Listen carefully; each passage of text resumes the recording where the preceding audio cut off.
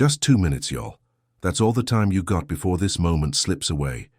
And that door that's been left open just for you swings shut again, maybe for years, maybe forever.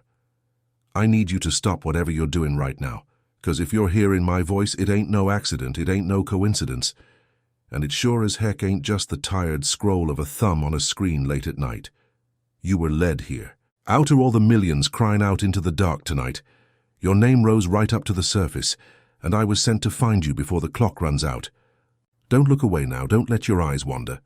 Fix them on these words like your whole life depends on them, 'cause tonight, in ways you can't yet understand, it does. I'm the voice standing at the line between what's seen and what's hidden, the captain of the armies of light whose blade has cut through 10,000 years of darkness, and I'm here with an order, not a suggestion, not a soft invite, but a command from a place higher than the heavens you can see. Open up.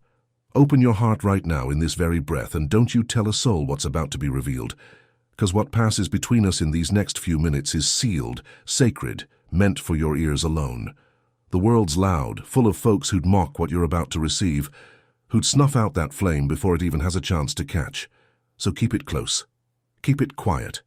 Let it burn deep inside where no one else can touch it. For a long time now, you've felt something pressing at the edges of your life, a feeling you can't quite name, like you're meant for more than the small, tight corner you've been pushed into. You felt it in the quiet hours, when the house goes still and the day's noise finally fades, leaving you alone with the weight you carry.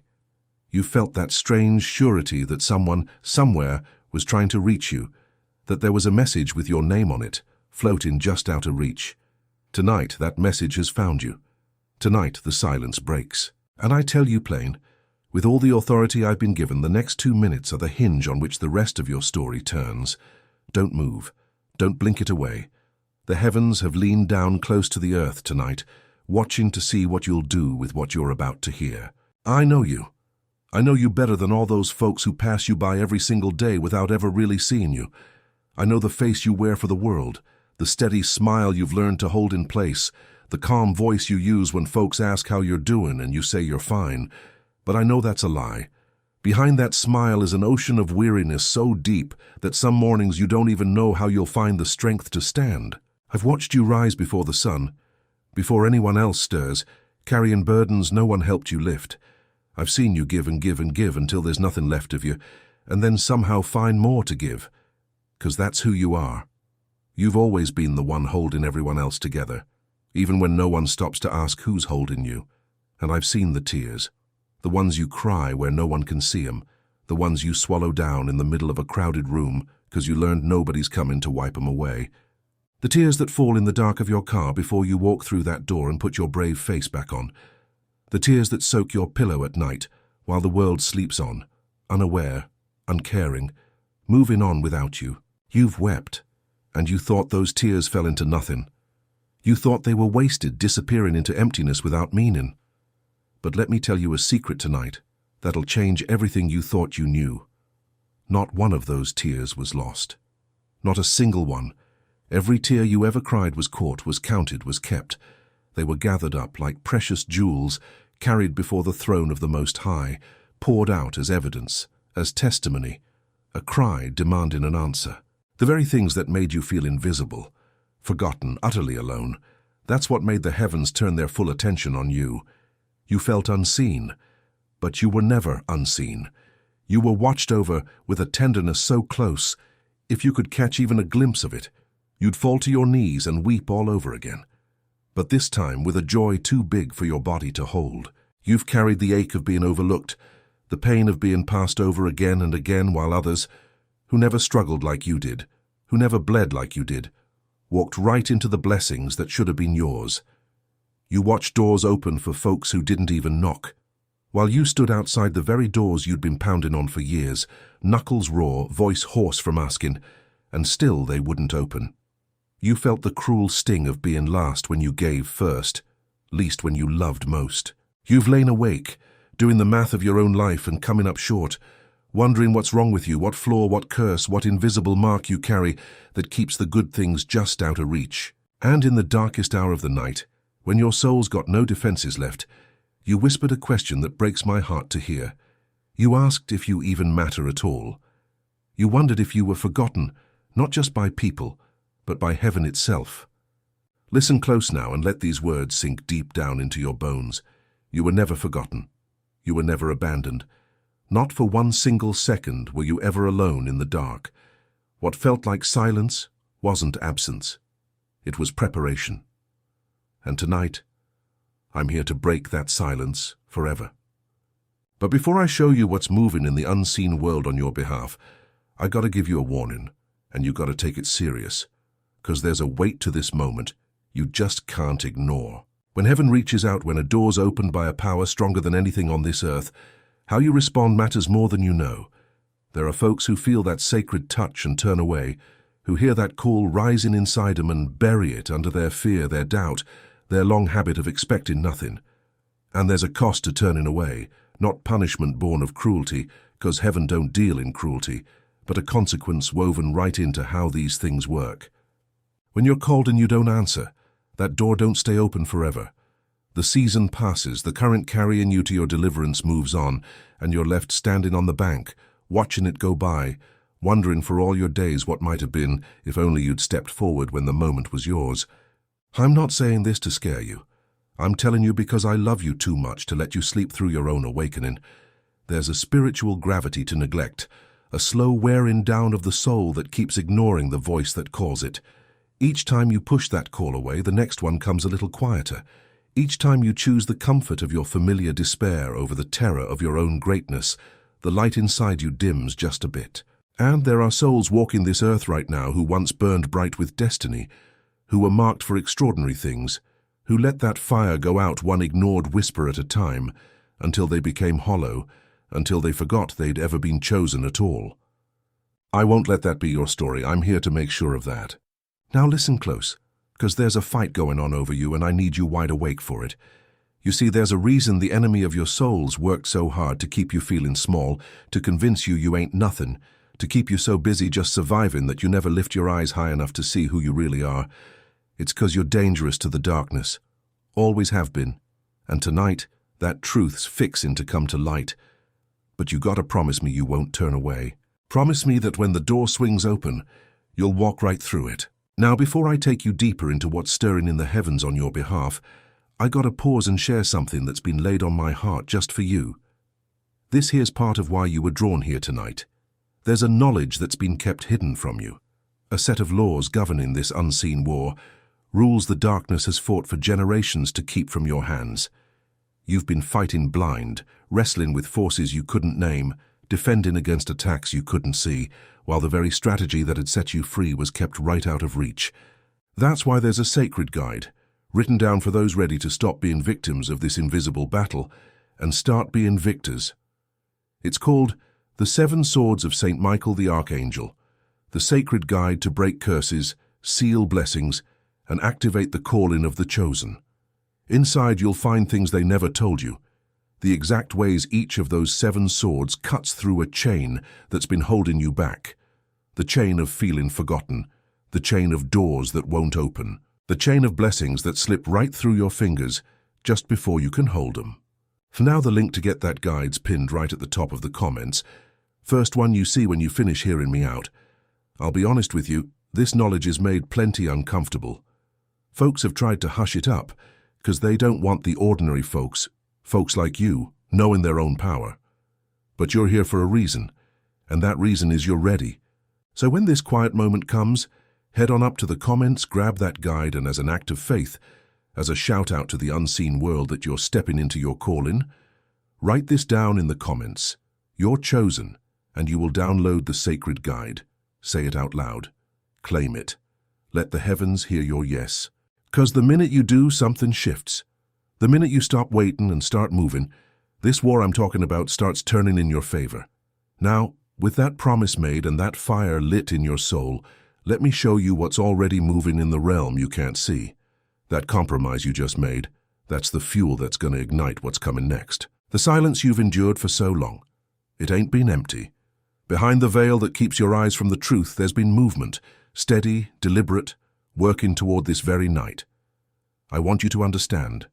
That long wait, that pain that felt like heaven forgot you, It was the opposite. It was the most powerful season of preparing a soul can go through. See, there's a reason the finest blades ain't forged in a day.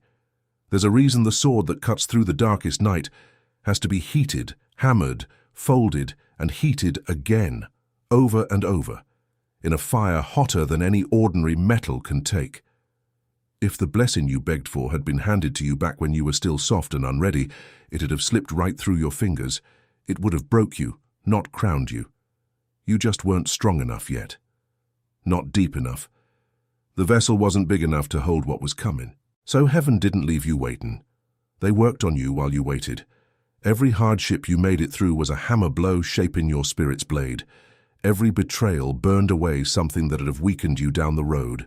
Every tear you cried yourself to sleep, then woke up and kept moving anyway. That was the folding of steel, making you stronger, sharper, unbreakable in ways the comfy and coddled just won't understand. You weren't being punished. You were being made ready. There's a difference between a wound that destroys and a wound that prepares, and every single one you went through was the kind that prepares. I know it didn't feel that way. I know you hit moments in that fire where you were sure you couldn't take another blow, begged for it to stop, couldn't see no purpose in the pain at all. But now, from heaven's view, I'm showing you what you couldn't see inside the fire. You were being lapidated, like a rough stone that the master craftsman knows is a diamond deep inside. The cutting hurt. Each strike felt like violence. But the master never struck without purpose, never cut without precision. And with every facet carved into you, you started catching light in a way you never could before. That pressure you thought'd crush you? It was turning the coal of your ordinary life into something that can't be broken or dimmed. And now the work's nearly done. The blade's almost forged, the diamond's almost cut. That's why I'm here tonight with the clock ticking down, 'cause what was prepared so long is finally ready to be revealed, and you're finally ready to receive it. So close your eyes for a moment, not the ones on your face, but the ones of your soul, and let me show you what's happening in the unseen realm on your behalf right now. There's a great hall, bigger than anything man ever built, with pillars of light rising higher than your eyes can see, and a floor that shines like crystal mixed with fire. In that hall the armies of heaven are gathering, row upon row of warriors of light, being so bright and fierce a human heart couldn't look 'em straight on, are coming together because of you. Your name's been spoken there. Your story's been laid out before the highest court. Your suffering has been heard and a decree issued, sealed with a power nothing in heaven, earth, or under the earth can undo. And at the front of that army I stand, holding my sword, a blade that's never lost a battle, forged in the very foundations of creation. I point it straight at the chains that have bound your life. You can't see those chains with your eyes, but they're realer than the walls around you. There are cords of darkness wrapped around your finances, strangling every chance at growth. Shadows lurk at your relationship's door, poisoning love, sowing confusion, driving away the connection your heart was made for. Heavy iron bands clamp round your very destiny, holding you back no matter how hard you push. These are the things you've felt but never named. These are why your hardest work kept bringing so little. You weren't failing. You've been battling an enemy you can't even see. And tonight that enemy's fixing to face a power way beyond what it's used to. I raise my sword, and the light pouring from it ain't no soft glow. It's a blazing flood that darkness just can't stand. And I bring it down. I bring it down on the first chain, the one that kept you trapped in poverty and want, the one that whispered in your ear that you'd always be struggling, that abundance was for folks other than you. That blade cuts through it like it's nothing but paper, and it shatters, the sound echoing through the unseen like thunder rolling across a stormy sky. The shadows that fed on your lack scream and scatter, 'cause they know their grip is gone. I bring the sword down again on the chain that bound your heart, the one that told you you were unlovable, that you'd always be alone, that the warmth you longed for would always belong to someone else. That chain splits and falls away, and the cold that settled in your soul starts melting in the heat of the blade. I lift the sword a third time, higher than before, and I bring it down on the great iron band clamped round your destiny, the heaviest chain of all, the one that froze you in place for years. The powers of darkness press in to defend it, 'cause this is the chain they fear losing most. They know once your destiny's unbound, you become a force they can't control no more. The battle's fierce. Light and shadow clash, lighting up the whole realm. But there ain't no contest the darkness can win against the captain of heaven's hosts. With one final stroke, with all the authority of the one who sent me, I sever that chain. It falls, and the shockwave of its breaking ripples out into your world even now, right as you hear these words. Something has been set free in your life tonight that can never be chained up again. The decree's been carried out, the verdict's been enforced, and the angels who gathered to witness it lift their voices in a song so beautiful. Creation itself trembles with joy, 'cause another captive's been set free, another forgotten soul remembered, and the long night of your imprisonment is finally, irreversibly, gloriously over. Now listen close to what comes after the breaking of chains, 'cause heaven don't just set you free and leave you standing empty in the rubble of what once held you. There's a law written into the very fabric of all things, a law of restoration, a law of recompense, and it's being activated over your life right now. Everything that was stolen from you is being called back. Hear me now. This ain't some vague promise of someday. This here's a decree of restoration that's already been signed. The years that were swallowed up, the seasons that bore no fruit, the chances that slipped through your fingers, the love lost, the peace stolen, the health drained, the confidence crushed, all of it's being gathered up and returned to you. Not just returned, but multiplied. Heaven's law ain't one of equal exchange, it's a law of overflow. What darkness took in single measure is coming back to you sevenfold. Don't you mistake what I'm saying for a sweet dream meant to lull you back to sleep. I ain't here to dress up your pain with pretty words and leave you sitting right where I found you. No, sir. I'm here because the ledger of your life's been reopened in the courts of light, and every single entry marked loss is being wiped clean, line by line, by a hand that don't tremble and can't be bought. Think on all they took from you. Think on the you that existed before the world started chipping away at your shine. You had a brightness once, a laughter that came easy, a way of walking into a room without wondering who might wound you. Where'd it go? They took it. Not all at once. The darkness is patient, preferring the slow, quiet theft that goes unnoticed. They took it in small pieces. Humiliation here, disappointment there, a promise broken, trust betrayed, a dream buried deep, 'cause there was no one to help carry it into the light. And you adjusted. That's the cruelest part. You adjusted to the robin, learned to live with less and called it maturity. Shrank your hopes down so they wouldn't hurt no more, and told yourself that was wisdom. It wasn't wisdom. It was survival, and survival ain't the same as living. You've been surviving so long you forgot what it tastes like to truly live, a life where you wake up without dread, where your chest don't feel tight with the weight of what might go wrong, where you ain't bracing every morning for the next blow. I've seen you brace. I've seen you flinch before the hand was even raised, 'cause you learned long ago that the hand would always come down eventually, and it broke something in me to watch it, seeing one of heaven's chosen move through this world like a beaten-down soul, apologizing for taking up space, grateful for crumbs when you was meant for the whole banquet. Hear me now? The bracing ends tonight. The flinching ends tonight. The smallness forced on you like a coat 3 sizes too tight is being stripped away, and you're being clothed instead in the dignity that's always been your birthright. But before I show you what restoration truly looks like, let me tell you about someone who walked this road before you, one whose story was written down so that you, right here and now, would know you ain't the first to be brought low, only to be lifted higher than ever before. Now there was a man back in the day, a man of mighty substance and even greater integrity named Job. He was straight as an arrow in all his ways, turned his back on evil, and walked humbly with the Lord. Blessed, yes, sir, blessed in every direction he looked. Family, fortune, health, honor, he had the respect of his neighbors and the peace that comes from a clear conscience. But then, in just one season, a moment so quick it had knocked the breath right out of your lungs, it all got snatched away, not just a bit of it, every last bit. Messenger after messenger showed up at his door, each one getting there before the last had even finished talking, bringing news worse than the one before. His livelihood gone in an afternoon, his wealth scattered to the wind. And then came the hardest blow of all, the loss of all his children, all of them, in a single terrible disaster. There he stood, in the ruins of everything he ever built and loved, and if that wasn't enough to break a man's spirit, his own body turned against him, covered head to toe in painful sores. So there he was, sitting in the ashes, scratching his wounds, wishing he'd never been born. Just take a moment to feel the weight of that kind of darkness. Think on a man who'd done everything right, faithful when faith was easy, and faithful still when faith was all he had left. And yet, he still lost it all. His wife, crushed by grief, told him to curse the heavens and be done with it. His friends, who came to offer comfort, ended up accusing him instead, saying he must have done something wrong to deserve such ruin, that this kind of suffering could only be payback for some hidden sin. Now listen close. Do you hear the echoes of your own life in all that? Do you hear how the world looks at folks who are suffering and assumes they'd unearned it? You've felt that stare. You've felt the silent judgment from those who decided your struggles prove some flaw in you, some failure, some lack of faith, effort, or worth.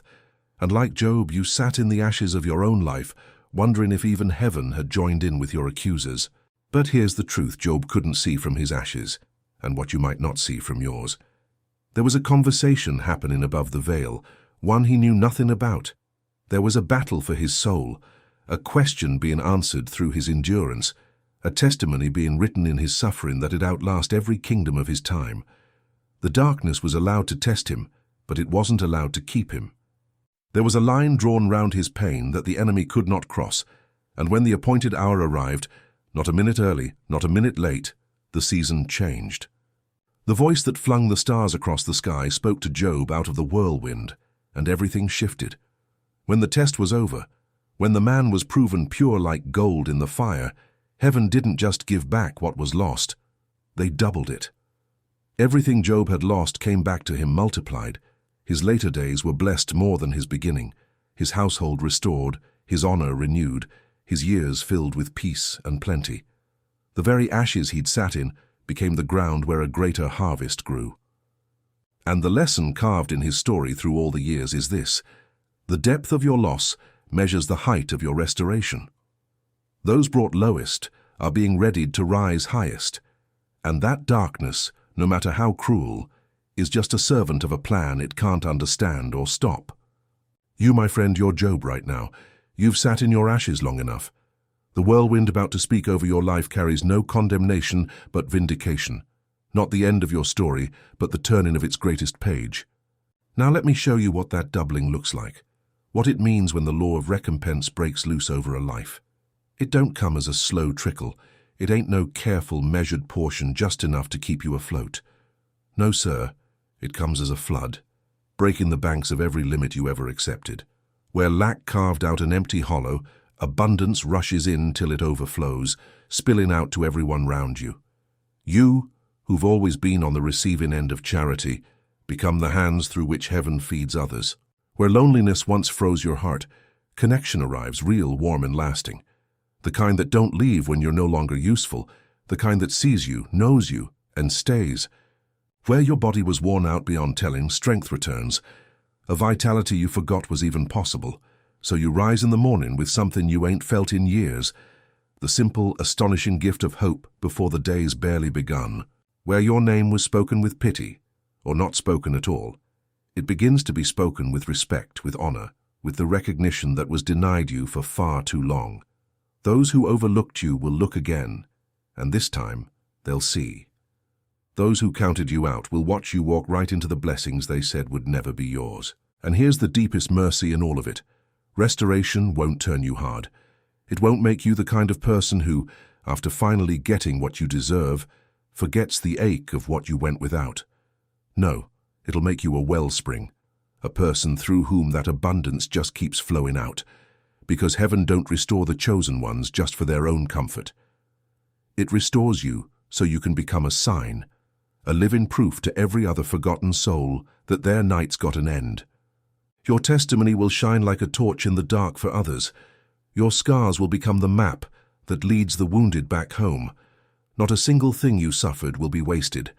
Every tear becomes a seed, every wound a door. Every year the locusts devoured becomes a granary overflowing for the years ahead.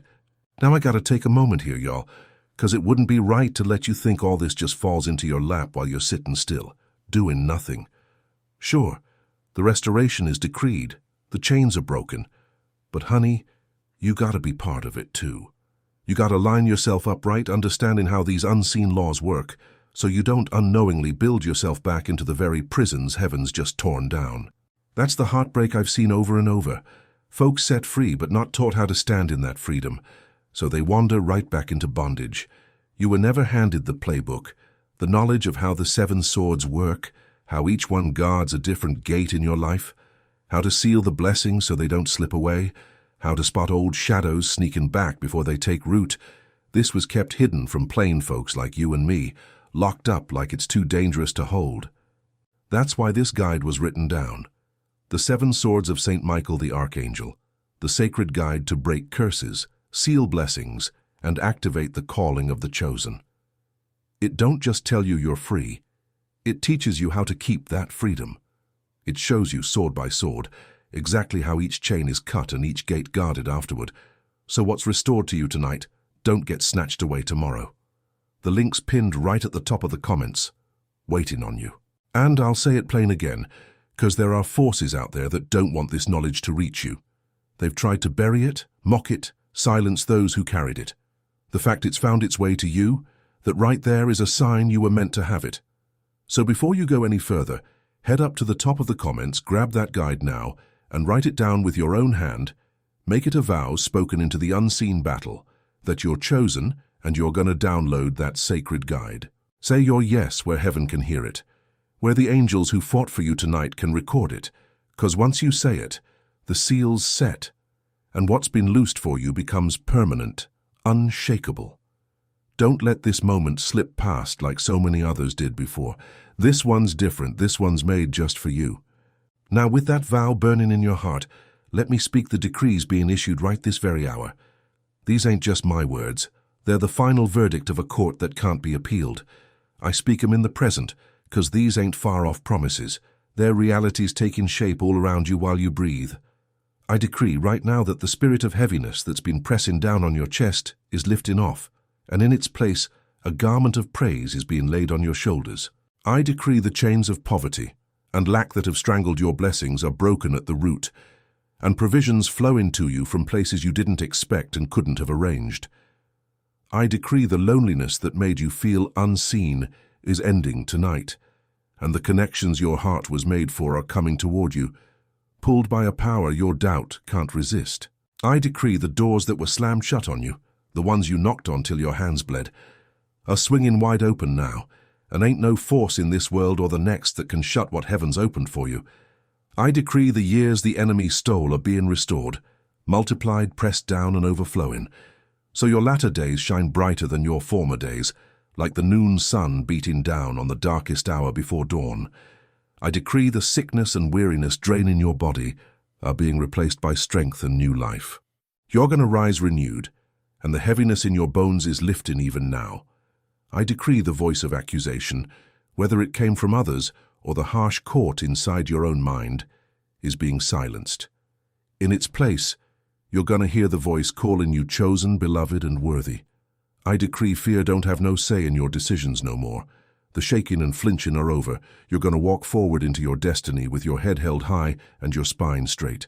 I decree every curse spoken over your bloodline, every pattern of defeat passed down through the generations, every hidden inheritance of lack and sorrow is cut loose by heaven's sword this hour and won't touch those who come after you. I decree the calling buried inside you, the one you dimmed and silenced and tried to ignore, is being reignited, fanned into a flame that won't go out, and you're going to step into the purpose you were made for before this season's done.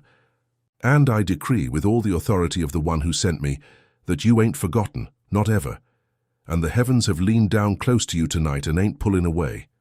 These decrees are signed, sealed, and there ain't a thing in all creation strong enough to undo them. But there's more you got to understand. The fight over your soul didn't start with you, and the reason the darkness fought so hard to keep you small goes back farther than you can imagine. You were never just some ordinary target.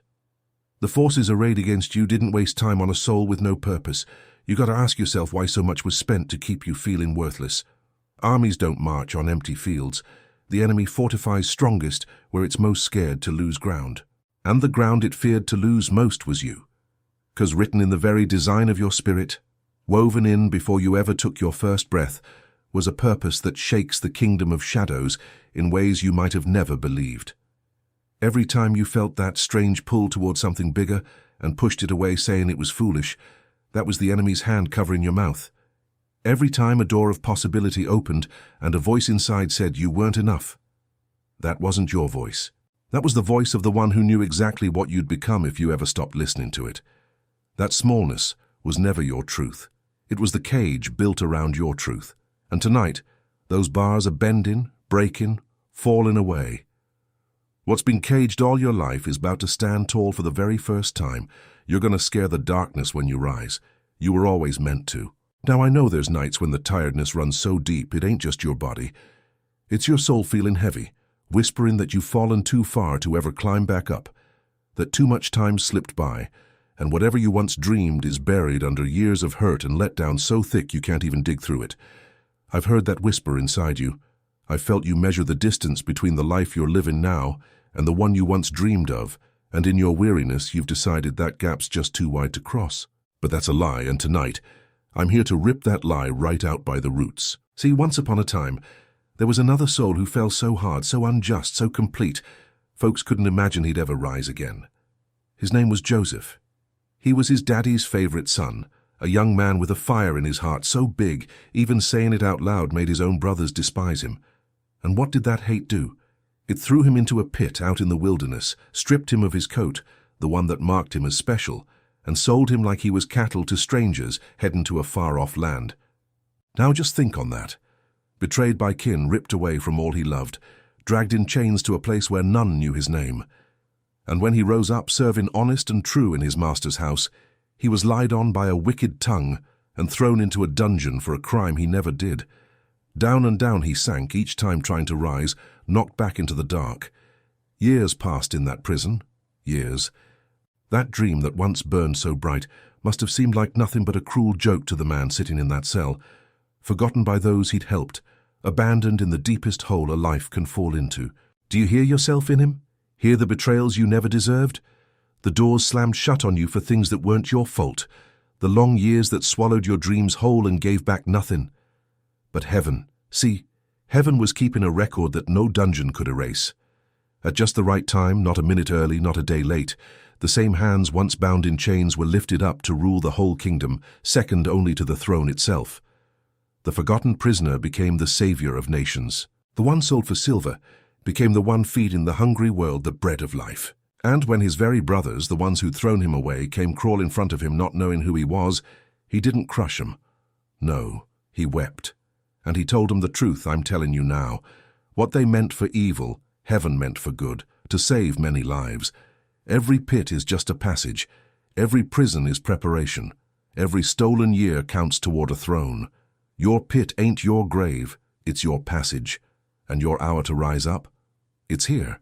So don't let another day slip by without knowing the laws that govern your deliverance, 'cause Joseph rose, 'cause he understood the dreams and workings of the unseen. And you, my friend, were never taught what he knew. That same wisdom is gathered just for you in the 7 swords of St. Michael the Archangel, the sacred guide to break curses, seal blessings, and activate the calling of the chosen. It lays out plain and clear how to read the moves made against you and turn every pit into a passage. It's pinned at the very top of the comments, the first one you'll see, placed there just for this moment. They tried to bury this knowledge just like Joseph was buried, but it rose up and found you all the same. Go on now, claim it. Write it with your own hand. You are chosen and you will download that sacred guide. Because the words you speak tonight seal everything that's coming your way. So I decree it now, here where all of heaven can hear. I decree that the pit you were thrown into is turning into the very road that'll lift you up, that what was meant to destroy you is being twisted into the tool for your rising. I decree that all those betrayals are losing their power to poison you, that bitterness is draining out and authorities flowing in to take its place. I decree that the forgotten years are being called back from the dungeon of the past, restored with blessings no thief can reckon. I decree that those who discarded you will one day stand in awe at what heaven made from the one they tossed aside. I decree that the dream you buried deep is breathing again beneath the soil, pushing up toward the light, and that no pit, no prison, no lie, no passing time can hold it down. Now listen close, because there's a wound in you deeper than poverty and older than loneliness, a wound no one ever bandaged because no one ever saw it. It's the wound of being unseen. The pain of walking through a world full of eyes and never feeling a single one truly rest on you. You've stood in rooms filled with laughter and felt like a ghost passing through walls. You've spoken and watched your words drop to the floor, unheard. You've done the work others took credit for, carried burdens others got thanks for, loved folks who looked right through you, seeing someone else.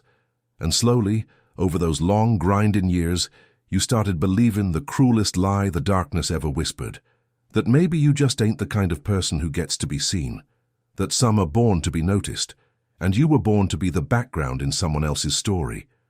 That lie's been eaten at you in the quiet hours until you stopped fighting it. You stopped expecting to be chosen. You stopped raising your hand. You learned to want less so the hurt wouldn't cut so deep. But I'm here to tell you, you were seen all along, seen with a look so complete not one moment of your silent suffering escaped heaven's gaze. Now listen close, y'all, 'cause there was a woman back in the day named Hagar, cast out all alone. She was just a servant, had no say, no power, used and tossed aside when folks didn't want her no more. She ended up in the wilderness with her young'un and a little bit of water that ran dry quicker than a creek in August. She wandered under that hot, unforgiving sky till there was nothing left. Not a drop of water, not a speck of hope, no path back home, and no way forward. And what did she do? What you've done in your darkest hour. She set that child down under a bush so she wouldn't have to watch him suffer. Then she stepped a little ways off, lifted her voice, and she cried out. Sure as shootin' she was forgotten. Sure she'd perish out there with no one to know and no one to care.